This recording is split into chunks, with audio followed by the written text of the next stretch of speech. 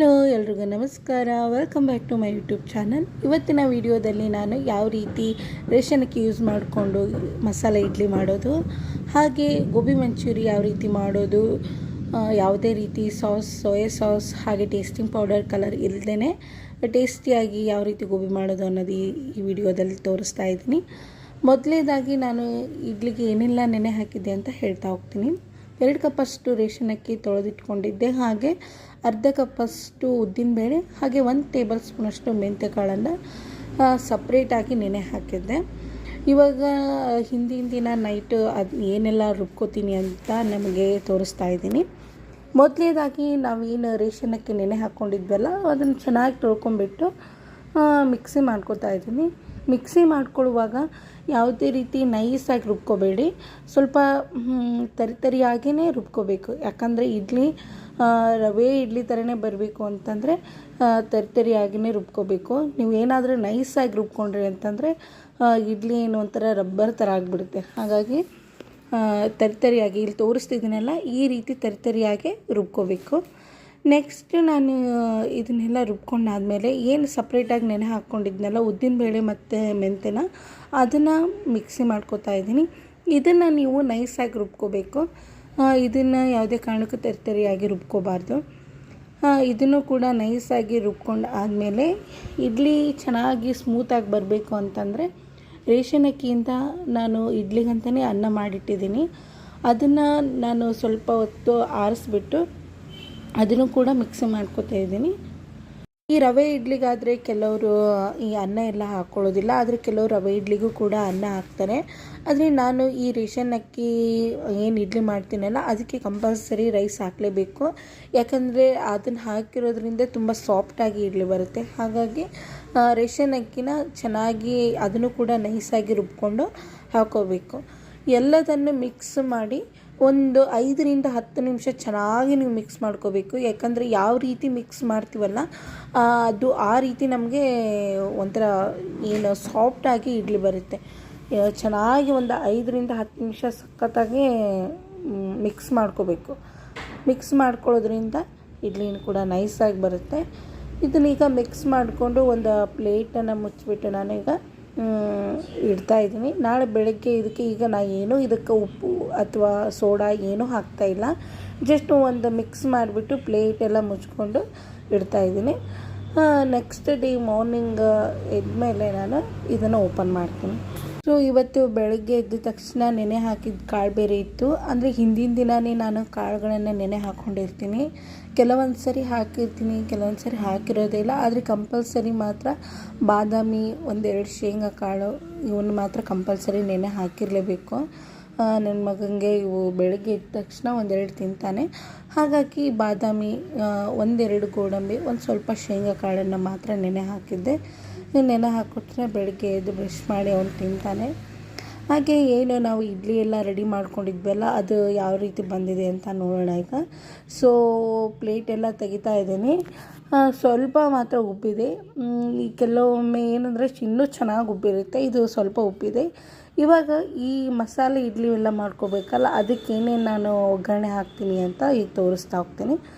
ಈಗ ಒಂದು ಬಾಣಲೆ ಇಟ್ಟಿದ್ದೀನಿ, ಅದಕ್ಕೆ ಸ್ವಲ್ಪ 1-2 ಸ್ಪೂನಷ್ಟು ಎಣ್ಣೆ ಹಾಕ್ಕೊಂಡಿದ್ದೀನಿ. ಜಾಸ್ತಿ ಎಣ್ಣೆ ಎಲ್ಲ ಹಾಕೋಕ್ಕೆ ಹೋಗಬೇಡಿ. ಅದಕ್ಕೆ 1 ಸ್ಪೂನಷ್ಟು ಉದ್ದಿನಬೇಳೆ ಹಾಕ್ಕೊಂಡಿದ್ದೀನಿ. ಅದು ಸ್ವಲ್ಪ ಬ್ರೌನ್ ಕಲರ್ ಬರೋವರೆಗೂ ಚೆನ್ನಾಗಿ ಫ್ರೈ ಮಾಡ್ಕೋಬೇಕು. ಹಾಗೆ ಒಂದು 1/4 ಟೀ ಸ್ಪೂನಷ್ಟು ಏನು ಸಾಸಿವೆ ಹಾಕ್ಕೊಂಡಿದ್ದೀನಿ. ಹಾಗೆ ಹಸಿಮೆಣಸಿನ್ಕಾಯಿ ಪೇಸ್ಟ್ ರೆಡಿ ಮಾಡಿ ಇಟ್ಕೊಂಡಿದ್ದೆ, ಅದನ್ನು ಕೂಡ ಹಾಕ್ಕೊಂಡಿದ್ದೀನಿ. ಹಾಗೆ ಕರಿಬೇವಿದ್ದರೆ ಹಸಿ ಕರಿಬೇವು ಹಾಕ್ಕೊಳ್ಳಿ, ಇಲ್ಲ ಅಂದರೆ ಒಣ ಕರಿಬೇವಿದ್ದರೆ ಅದನ್ನಾದರೂ ಹಾಕ್ಕೋಬೋದು, ನಡೆಯುತ್ತೆ. ಆಮೇಲೆ ಸ್ವಲ್ಪ ಇಷ್ಟೆಲ್ಲ ಒಗ್ಗರಣೆ ಹಾಕಿದ ಮೇಲೆ ನೆಕ್ಸ್ಟ್ ಏನು ನಾವು ಇಡ್ಲಿ ಹಿಟ್ಟು ರೆಡಿ ಮಾಡಿರ್ತೀವಲ್ಲ ಅದಕ್ಕೆ ಇದನ್ನ ಮಿಕ್ಸ್ ಮಾಡ್ಕೋತೀನಿ. ಇದಕ್ಕೆ ನಾನು ಯಾವುದೇ ರೀತಿ ಅರಿಶಿನ ಏನೂ ಹಾಕ್ತಾಯಿಲ್ಲ. ಇದನ್ನು ಮಾತ್ರ ಒಗ್ಗರಣೆ ಎಲ್ಲ ಹಾಕ್ಕೊಂಡಿದ್ದೀನಿ. ಇದಾದಮೇಲೆ ನೆಕ್ಸ್ಟ್ ಸಣ್ಣದಾಗಿ ಕಟ್ ಮಾಡ್ಕೊಂಡ್ಬಿಟ್ಟು ಕೊತ್ತಂಬರಿ ಹಾಕ್ಕೋತಾ ಇದ್ದೀನಿ. ಆಮೇಲೆ ರುಚಿಗೆ ತಕ್ಕಷ್ಟು 1-2 ಸ್ಪೂನಷ್ಟು ನಾನು ಉಪ್ಪು ಹಾಕ್ಕೊಂಡಿದ್ದೀನಿ. ಆಮೇಲೆ ಒಂದು 1/4 ಟೀ ಸ್ಪೂನಷ್ಟು ಸೋಡಾ ಹಾಕ್ಕೊತಾ ಇದ್ದೀನಿ. ಹಾಕಿದ್ರೆ ಹಾಕ್ಬೋದು, ಇಲ್ಲ ಅಂದರೆ ಸ್ಕಿಪ್ ಮಾಡ್ಬೋದು, ನಡೆಯುತ್ತೆ. ನನಗೆ ಇರಲಿ ಅಂತ ಇನ್ನೂ ಚೆನ್ನಾಗಿ ಬರಲಿ ಅಂತ ಇಲ್ಲಿ ಒಂದು 1/4 ಟೀ ಸ್ಪೂನಷ್ಟು ಸೋಡಾ ಹಾಕ್ಕೊಂಡು ಇದನ್ನು ಚೆನ್ನಾಗಿ ಮಿಕ್ಸ್ ಮಾಡ್ಕೊತಾ ಇದ್ದೀನಿ. ಇನ್ನು ಚೆನ್ನಾಗಿ ಮಿಕ್ಸ್ ಮಾಡ್ಕೊಂಡಾದ್ಮೇಲೆ ನಿಮ್ಮದೇನು ಇಡ್ಲಿ ಪಾತ್ರೆ ಇತ್ತಲ್ಲ ಅದಕ್ಕೆ ಎಣ್ಣೆ ಎಲ್ಲ ಗ್ರೀಸ್ ಮಾಡಿಕೊಂಡು ಅದನ್ನು ಇಡ್ಲಿ ಹಾಕ್ಕೊಂಡು ಇಟ್ಬಿಟ್ರೆ ನಿಮ್ಮದು ಇಡ್ಲಿ ಆಗುತ್ತೆ. ನಾನು ಅದನ್ನೆಲ್ಲ ವೀಡಿಯೋ ಮಾಡೋಕ್ಕಾಗಲಿಲ್ಲ. ಹಾಗೆ ನಾನು ಇಡ್ಲಿಗೋಸ್ಕರ ಅಂತಲೇ ಒಂದು ಕೊಬ್ಬರಿ ಚಟ್ನಿ ಮಾಡ್ತಾಯಿದ್ದೀನಿ. ಅದಕ್ಕೆ ನಾನು ಒಂದು 1/4 ಕಪ್ಪಷ್ಟು ಏನು ಪುಟಾಣಿ ಹಾಕ್ಕೊಂಡಿದ್ದೀನಿ. ಹಾಗೆ 1 ಹಿಡಿಯಷ್ಟು ತೆಂಗಿನ ತುರಿ, ಆಮೇಲೆ ಒಂದು 5ರಿಂದ 6 ಹಸಿಮೆಣಸಿನ್ಕಾಯಿ, ಅಲ್ಲ ಹಾಗೆ ಬೆಳ್ಳುಳ್ಳಿ ಹಾಕ್ಕೊಂಡಿದ್ದೀನಿ. ನಾನು ಯಾವುದೇ ರೀತಿ ಚಟ್ನಿ ಮಾಡಬೇಕಾದ್ರೂ ಒಂದು ಸ್ವಲ್ಪ ಹುಣಸೆಹಣ್ಣು ಹಾಕ್ಕೊಂಡಿರ್ತೀನಿ. ಹುಣಸೆಹಣ್ಣು ಹಾಗೆ ಕೊತ್ತಂಬರಿ ಸೊಪ್ಪು ಹಾಕ್ಕೊಂಡಿದ್ದೀನಿ. ಆಮೇಲೆ ಒಂದು ಟೀ ಸ್ಪೂನಷ್ಟು ಅಥವಾ ಒಂದು ಟೀ ಸ್ಪೂನಷ್ಟು ಬೆಲ್ಲ ಹಾಕ್ಕೊಂಡಿದ್ದೀನಿ. ರುಚಿಗೆ ತಕ್ಕಷ್ಟು ಉಪ್ಪು ಹಾಗೆ ಜೀರಿಗೆ ಇದನ್ನೆಲ್ಲ ಹಾಕ್ಕೊಂಡ್ಬಿಟ್ಟು ಚೆನ್ನಾಗಿ ಮಿಕ್ಸಿಂಗ್ ಮಾಡ್ಕೋಬೇಕು. ಸ್ವಲ್ಪ ನೈಸಾಗಿ ಮಿಕ್ಸಿಂಗ್ ಮಾಡ್ಕೊಂಡಿದ್ದೀನಿ. ಸೊ ಇದನ್ನು ಕೂಡ ನಿಮಗೆ ಒಗ್ಗರಣೆ ಬೇಕಾದರೆ ಒಗ್ಗರಣೆ ಮಾಡ್ಕೊಳ್ಳಿ. ನಾನಿವಾಗ ಇಡ್ಲಿ ಎಲ್ಲ ರೆಡಿ ಆಗಿದೆ. ನಾನು ಇಡ್ಲಿ ಮಾಡುವಾಗ ಯಾವುದೇ ರೀತಿ ಇಡ್ಲಿ ಪ್ಲೇಟ್ಸ್ಗೆಲ್ಲ ಈ ಕವರ್ ಹಾಕೋತಾರೆ, ಕೆಲವರು ಬಟ್ಟೆ ಹಾಕೋತಾರೆ. ನಾನು ಆ ರೀತಿ ಏನೂ ಹಾಕ್ಕೊಳ್ಳೋದಿಲ್ಲ. ಡೈರೆಕ್ಟಾಗಿ ಇಡ್ಲಿ ಪಾತ್ರೆಗೇನು ಎಣ್ಣೆ ಹಚ್ಚಿಬಿಟ್ಟು ಅದಕ್ಕೆ ಡೈರೆಕ್ಟಾಗಿ ಹಿಟ್ಟೆಲ್ಲ ಹಾಕಿಬಿಟ್ಟು ಅದನ್ನು ಬೇಯಲಿಕ್ಕೆ ಬಿಡ್ತೀನಿ. ಯಾವುದೇ ರೀತಿ ಪ್ಲಾಸ್ಟಿಕ್ ಏನೂ ಯೂಸ್ ಮಾಡಲ್ಲ. ಈ ರೀತಿ ಏನಿರುತ್ತಲ್ಲ ಅದನ್ನೇ ಚೆನ್ನಾಗಿ ಇವಾಗ ಏನು ತೆಗೆದು ತೋರಿಸ್ತಾ ಇದ್ದೀನಲ್ಲ ಈ ರೀತಿ ಬಂದಿದೆ ನೋಡಿ. ಇಡ್ಲಿ ತುಂಬಾ ಚೆನ್ನಾಗಿ ಬರುತ್ತೆ. ನೀವು ಕೂಡ ಒಂದು ಸಲ ಟ್ರೈ ಮಾಡಿ ನೋಡಿ, ಸಖತ್ತಾಗಿ ಬರುತ್ತೆ. ಇದಕ್ಕಂತಲೇ ಸಪ್ರೇಟಾಗಿ ಏನು ರವೆ ಏನು ತರಿಸ್ಬೇಕಾದಂಥ ಅವಶ್ಯಕತೆಯೇ ಇಲ್ಲ.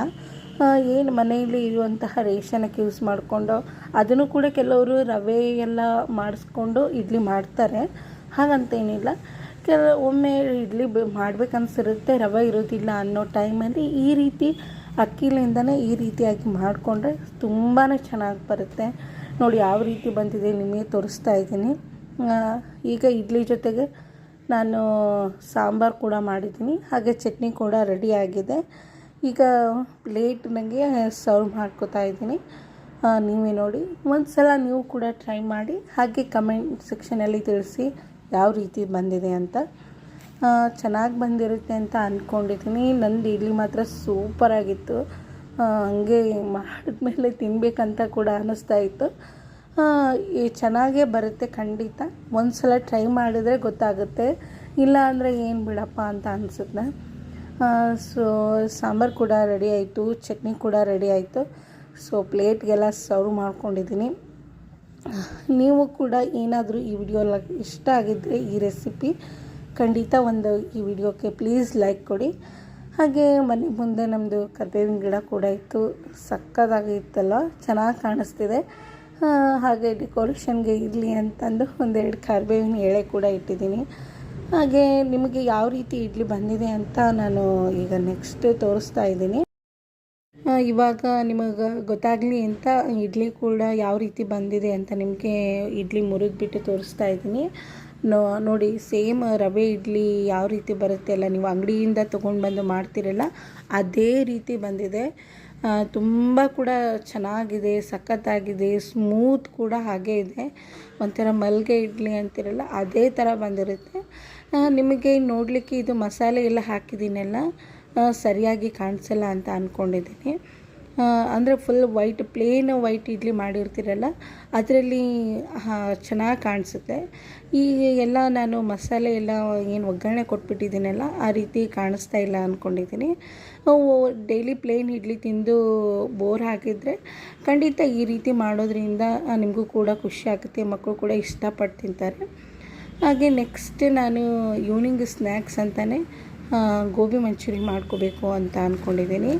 ಹಾಗಾಗಿ ಕ್ಯಾಬೇಜನ್ನು ಚಿಕ್ಕದಾಗಿ ಕಟ್ ಮಾಡ್ಕೊಂಡು ಇಟ್ಕೊಂಡಿದ್ದೀನಿ ಆಲ್ರೆಡಿ.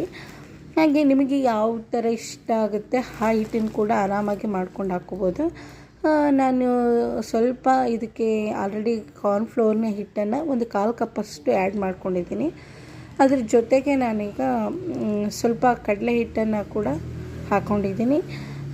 ಆಮೇಲೆ ಒಂದು ಅರ್ಧ ಕಪ್ಪಷ್ಟು ಗೋಧಿ ಹಿಟ್ಟು ಹಾಕ್ಕೊಂಡಿದ್ದೀನಿ, ಯಾವುದೇ ರೀತಿ ಮೈದಾ ಹಿಟ್ಟನ್ನು ಯೂಸ್ ಮಾಡಿಲ್ಲ. ಆಮೇಲೆ ಒಂದು 3 ಟೇಬಲ್ ಸ್ಪೂನಷ್ಟು ಅಚ್ಕಾರದ ಪುಡಿ ಹಾಕ್ಕೋತಾ ಇದ್ದೀನಿ. ಇದು ನಾವು ಮನೆಯಲ್ಲೇ ಎಲ್ಲ ಮಾಡ್ಕೊಂಡಿದ್ದು ಖಾರದ ಪುಡಿ, ಅಂಗಡಿಯಿಂದ ಏನು ತಂದಿದ್ದಲ್ಲ. ಹಾಗೆ 3 ಟೇಬಲ್ ಸ್ಪೂನ್ ಅಚ್ಕಾರದ ಪುಡಿ ಹಾಕ್ಕೊಂಡ್ಮೇಲೆ ಉಪ್ಪು ಹಾಕ್ಕೋತಾ ಇದ್ದೀನಿ. ನಿಮಗೆ ರುಚಿಗೆ ತಕ್ಕಷ್ಟು ಉಪ್ಪು ಹಾಕ್ಕೊಂಡಿದ್ದೀನಿ. ನೆಕ್ಸ್ಟ್ ನಾವು ಇದನ್ನು ಮಾಡುವಾಗ ಕೂಡ ಉಪ್ಪು ಹಾಕೋಬೇಕು, ನೋಡಿ ಹಾಕ್ಕೊಳ್ಳಿ. ನೆಕ್ಸ್ಟ್ ನಾನು ಸ್ವಲ್ಪ ಸಾಂಬಾರು ಪೌಡ್ರ್ ಕೂಡ ಹಾಕ್ಕೊಂಡಿದ್ದೀನಿ. ಆಮೇಲೆ ಜೀರಿಗೆ ಪೌಡ್ರ್ ಇದ್ದರೆ ಜೀರಿಗೆ ಪೌಡ್ರ್ ಹಾಕ್ಕೊಳ್ಳಿ. ನಾನು ಜೀರಿಗೆ ಪೌಡ್ರ್ ಇರಲಿಲ್ಲ, ಹಾಗೆ ಜೀರಿಗೆನೇ ಸ್ವಲ್ಪ ಜಜ್ಜಿಬಿಟ್ಟು ಹಾಕ್ಕೊಂಡಿದ್ದೀನಿ. ಇದನ್ನೆಲ್ಲ ಹಾಕ್ಕೊಂಡು ಇದನ್ನು ಚೆನ್ನಾಗಿ ಮಿಕ್ಸ್ ಮಾಡ್ಕೊಳ್ಳಿ. ಫಸ್ಟು ಎಲ್ಲನೂ ನೀಟಾಗಿ ಚೆನ್ನಾಗಿ ಮಿಕ್ಸ್ ಆಗಬೇಕು. ಆವಾಗ ಒಣದನ್ನೇ ನಾವು ಮಿಕ್ಸ್ ಮಾಡಿಕೊಂಡು ಆಮೇಲೆ ಅದಕ್ಕೆ ನಮಗೆ ಎಷ್ಟು ಬೇಕೋ ಅದಕ್ಕೆ ತಕ್ಕಾಗೆ ಸ್ವಲ್ಪ ಸ್ವಲ್ಪ ನೀರು ಹಾಕ್ಕೊಂಡು ನಮಗೆ ಯಾವ ರೀತಿ ಹದಕ್ಕೆ ಬೇಕೋ ಆ ರೀತಿಯಾಗಿ ನಾನು ಮಿಕ್ಸ್ ಮಾಡ್ಕೊತಾ ಇದ್ದೀನಿ. ಈಗೇನು ನಾವು ಬಜ್ಜಿ ಎಲ್ಲ ಮಾಡ್ತೀವಲ್ಲ ಬೇಗ ಆ ರೀತಿ ಬಜ್ಜಿ ಬಿಡುವಂಥ ಹದಕ್ಕೆ ಇದನ್ನು ಮಿಕ್ಸ್ ಮಾಡ್ಕೋಬೇಕಾಗತ್ತೆ. ನಾನು ಈಗ ತೋರಿಸ್ತೀನಿ ನೋಡಿ, ಈ ರೀತಿಯಾಗಿ ಸ್ವಲ್ಪ ಸಣ್ಣದಾಗಿ ಬಿಡಬೇಕಾಗುತ್ತಲ್ಲ ನಾವು ಗೋಬಿ ಮಾಡಬೇಕಂದ್ರೆ, ಹಾಗೆ ಇಲ್ಲಿ ತೋರಿಸ್ತಾ ಇದ್ದೀನಲ್ಲ ಈ ರೀತಿಯಾಗಿ ಬರಬೇಕು. ಈ ಸ್ಟ್ರೆಚರ್ಗೆ ನಾನು ಇದನ್ನು ಚೆನ್ನಾಗಿ ಮಿಕ್ಸ್ ಮಾಡ್ಕೋತಾ ಇದ್ದೀನಿ. ಮಿಕ್ಸ್ ಮಾಡ್ಕೊಂಡ್ಮೇಲೆ ನಾನು ನೆಕ್ಸ್ಟ್ ಏನು ಗೋಬಿ ಫ್ರೈ ಮಾಡ್ಕೋಬೇಕಾದ್ರೆ ಅದಕ್ಕೊಂದು ಮಸಾಲೆ ಕೂಡ ರೆಡಿ ಮಾಡ್ಕೋತಾ ಇದ್ದೀನಿ. ಅದಕ್ಕೆ ಏನೇನು ಹಾಕೋಬೇಕಂತಂದರೆ ಹಸಿಮೆಣಸಿಕಾಯಿ, ಅಲ್ಲ, ಹಾಗೆ ಬೆಳ್ಳುಳ್ಳಿ ಇದನ್ನಷ್ಟು ಸೇರಿಸ್ಕೊಂಡು ಒಂದು ಮಿಕ್ಸಿ ಮಾಡ್ಕೋತಾ ಇದ್ದೀನಿ.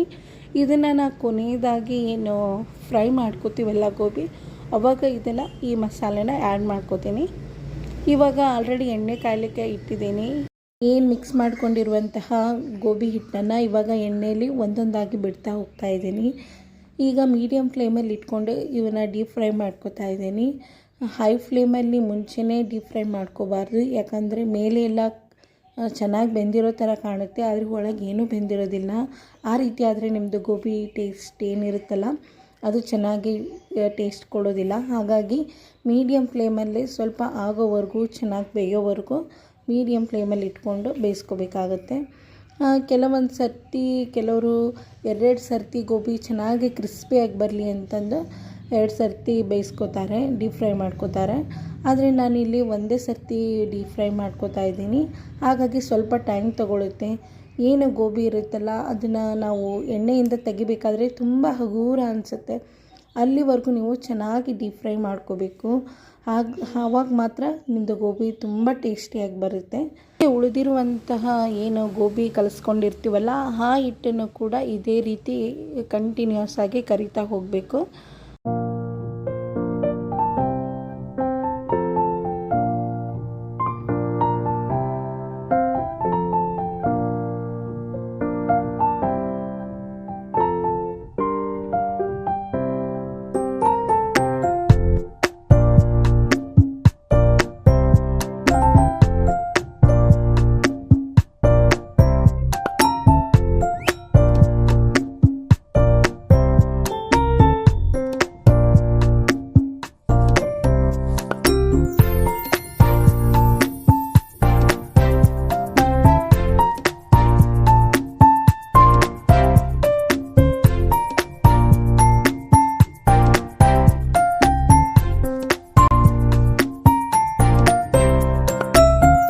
ಇವಾಗ ಎಲ್ಲ ಗೋಬಿನೂ ಕರೆದಿಟ್ಕೊಂಡಾದ್ಮೇಲೆ ಅದಕ್ಕೆ ಯಾವ ರೀತಿ ಒಗ್ಗರಣೆ ಕೊಡ್ತಾಯಿದ್ದೀನಿ ನೋಡಿ.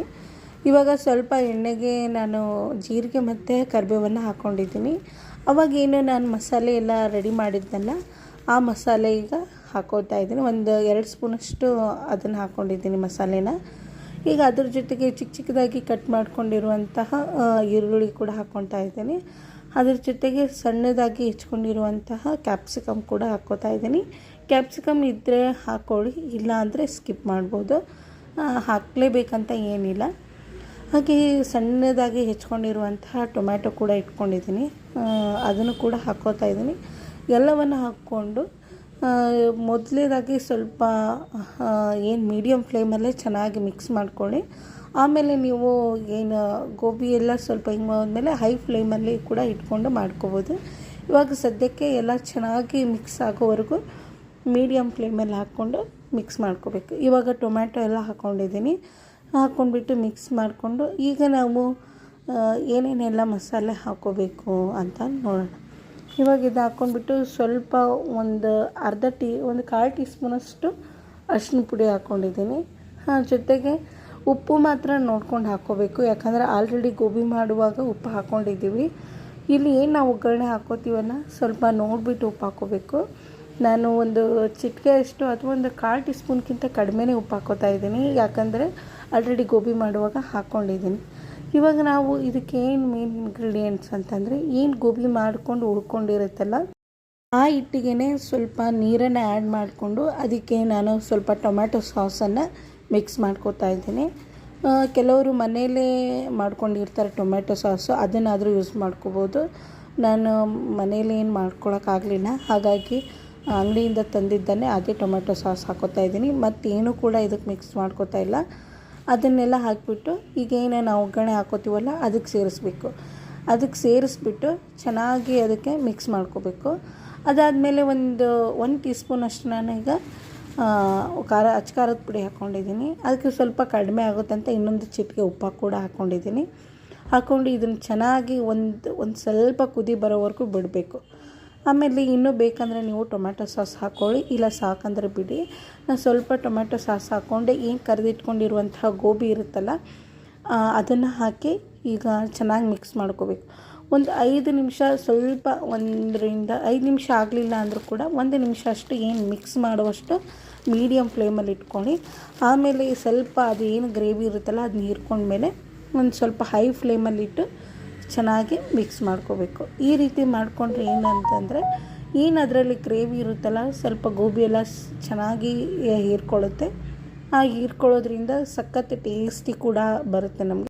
ಸೇಮ್ ರೆಸ್ಟೋರೆಂಟ್ ಸ್ಟೈಲ್ ಥರನೇ ಇರುತ್ತೆ ಗೋಬಿ. ಇದೇ ರೀತಿ ನೀವು ಕೂಡ ಟ್ರೈ ಮಾಡಿ ನೋಡಿ, ಖಂಡಿತ ಇಷ್ಟ ಆಗುತ್ತೆ. ಏನಾದರೂ ಈ ರೆಸಿಪಿ ಏನಾದರೂ ಇಷ್ಟ ಆಗಿದರೆ ಪ್ಲೀಸ್ ಒಂದು ಲೈಕ್ ಮಾಡಿ, ಹಾಗೆ ಶೇರ್ ಮಾಡಿ, ಕಮೆಂಟ್ ಮಾಡಿ ಅಂತ ಹೇಳ್ತಾ, ಈ ವಿಡಿಯೋ ಏನಾದರೂ ನಿಮಗೆ ಯೂಸ್ಫುಲ್ ಅನಿಸಿದರೆ ನಿಮ್ಮ ಫ್ರೆಂಡ್ಸ್ ಆ್ಯಂಡ್ ಫ್ಯಾಮಿಲಿಗೆ ಖಂಡಿತ ಶೇರ್ ಮಾಡಿ.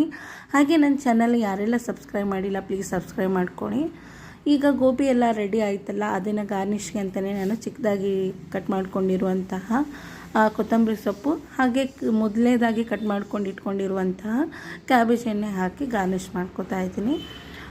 ಟೇಸ್ಟ್ ಅಂತೂ ಸೂಪರ್ ಆಗಿತ್ತು. ನೀವು ಕೂಡ ಟ್ರೈ ಮಾಡಿ ನೋಡಿ ಅಂತ ಹೇಳ್ತಾ ಈ ವಿಡಿಯೋನ ಎಂಡ್ ಮಾಡ್ತಾ ಇದ್ದೀನಿ. ಎಲ್ರಿಗೂ ಥ್ಯಾಂಕ್ ಯು.